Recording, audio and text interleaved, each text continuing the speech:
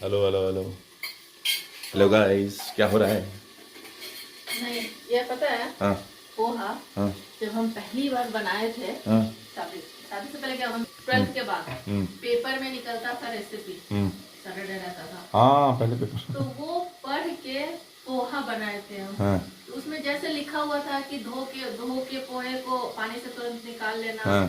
तो सेम वैसे ही किए थे। और हमको लगा ना कि पोहा, वो उसमें ये लिखा था कि ज्यादा देर पानी में छोड़े नहीं, तो पोहा ना गल जाएगा। चूड़ा। चूड़ा हाँ, चूड़ा चूड़ा। गल जाएगा। हाँ। तो हमने जल्दी से पोहा को धो के निकाल दिया, थोड़ा सा भी खुला ही नहीं, जैसे कि इसमें थोड़ा पानी अच्छा, तो हाँ, एकदम एकदम वो कड़क ही रहेगी। वो एकदम बस चिम्मड़ जैसा नहीं हो जाता है, हाँ वैसा हो गया। हमको याद है कि सुधांशु घर डेरा पे थे सीतामढ़ी में, पापा और सुधांशु बस यही दोनों थे, और हम बनाए मटर वटर डाल के पोहा, हाँ। पेपर में जैसे था वैसे, वो ना गला और ना कच्चा रहा, वो बीच का चिम्मड़ रह गया। और पापा और सुधांशु दोनों खा लिए।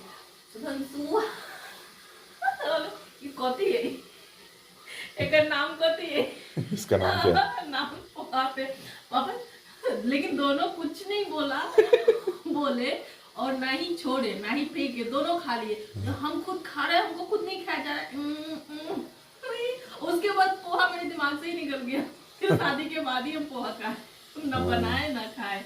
लेकिन याद है कि पापा और सुधांशु दोनों बिना कुछ बोले बस ये पूछ रहे थे ये कथी है, ये का नाम कथी है। लेकिन दोनों खा लिए।